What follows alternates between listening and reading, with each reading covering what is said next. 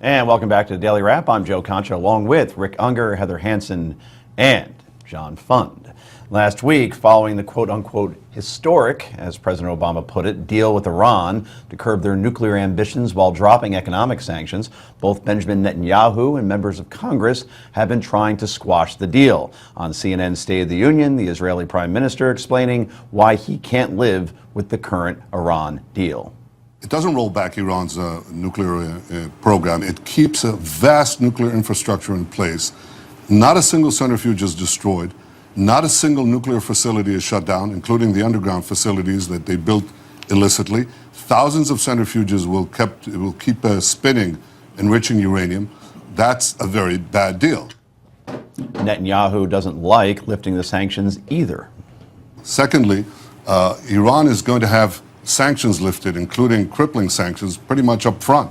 And that's going to have billions and billions of dollars flow into the Iranian coffers, not for schools or hospitals or roads, but to pump up Iran's terror machine throughout the world and its military machine that is now engaged in conquest throughout the Middle East. Bibi also saying instead of worrying about what's in the deal, we should be worried about what's not in the deal. The ending of their ICBMs, their intercontinental ballistic missile programs. That's not in the deal. And those missiles are only used for you. They're not used for us. They have missiles that can reach us, and they're geared for nuclear weapons. And secondly, no one is asking Iran at all in this deal to stop its aggression in the region and its calls to annihilate Israel. Those are all good points, and I really do have to ask the question, do you think he wears the same blue tie over and over again, or is it just like a selection of like 20 of the same blue tie? Yeah, one for the day, okay. 7. Anyway, with congressional Republicans working on measures to stop the deal, Netanyahu was asked if he is involved. I'm not approaching it on a partisan basis. I've talked to about 2/3 of the representatives of the United States, the House of Representatives, and probably an equal number of senators from both sides of the aisle. This is not a partisan issue. This is not even solely an Israeli issue. This is a world issue because everyone is going to be threatened by the preeminent terrorist state of our time, keeping the infrastructure to produce not one nuclear bomb, but many, many nuclear bombs down the line. And Senator Dianne Feinstein, as many Democrats are, taking exception to Netanyahu's comments. I wish that he would contain himself because he has put out no real alternative. In his speech to the Congress, no real alternative. Since then, no real alternative. Well, his real alternative, he says, is more sanctions. What's wrong with that? Well, it depends on what you believe more sanctions is going to do. And Mr. Unger, you've been chomping at the bits watching a couple of those clips. I was so amazed yesterday. I was watching one of the Sunday morning shows, and Senator Lindsey Graham came on. And as you know, I've been saying all along, I am open to be persuaded on this. What I don't want is the usual politics. I want real information.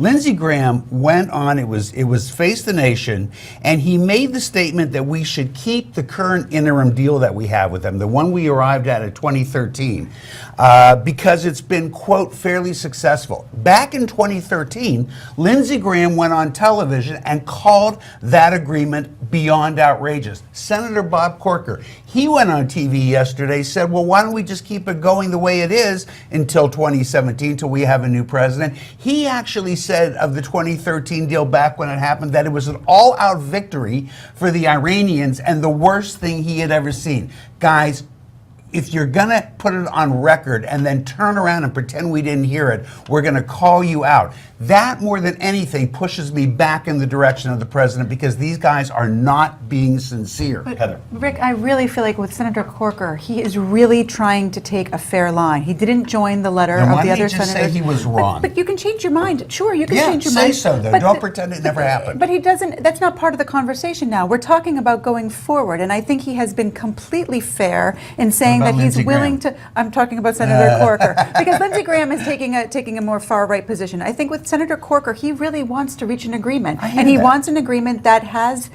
But they Congress. blow their credibility. But who cares? The I get practice, but it doesn't matter going forward. Going forward. I think something has changed since 2013. We've been handed a gift. The Saudis have agreed to supply enough oil to keep the oil price down. That's why the price of oil has gone from $107 a barrel down to around $50. This is killing Iran.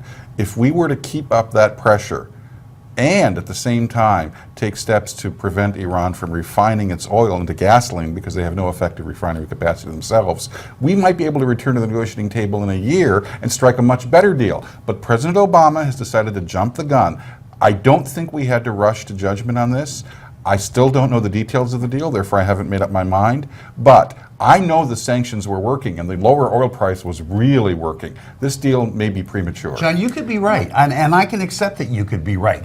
But I know that you have more of a conservative bent. You have to call out these senators when they disingenuously say something, completely turn around, Rick, and there are don't 100 even senators. acknowledge They it. all are disingenuous. I don't have the time to deal with all of them. Right, one at a time would take you forever. Well, just to get you on record, call out these two for what they All 100 senators have problems with the truth. And consistency. I mean, things change and they change with those things. But I think right now the idea, first of all, as John said, we don't know the details. So we're still sort of talking I in a agree. vacuum because what Iran has come forth as what they say the details are quite contradictory to what President Obama has come forth with. But I'm sure not going to be listening to these two guys because they're not interested in me being President smart. Obama is going to be listening to Senator Corker because he thinks that that's the person who's going to help him find a way through this. And I think it's interesting, not only does Corker want 60 days in order for Congress to look at this, but he also wants the president to make sure that Iran is going according to the rules every 90 days.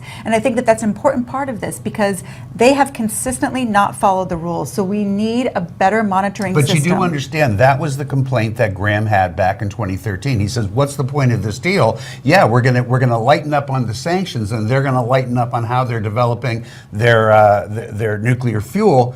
But then he says, we can "But we, believe them." but we can't." Well, that's But what he that's why- said. But we don't trust them. Well, now he's sitting there saying, "Well, I guess we could trust them because he says this worked out pretty that successfully." wasn't trust, that was the sanctions. As John said, the sanctions were keeping No, them no, so no, no. There under never would have been control. these talks if it weren't for that The agreement. sanctions, for the sanctions. The sanctions were there then. We lifted part of the sanctions as a result of that. Outside of Netanyahu, there are some Arab nations also that have a lot of reservations about this, which you wouldn't expect. And actually, 6 of them are coming to the White House, I think, Right. later this week to get debriefed on the whole thing.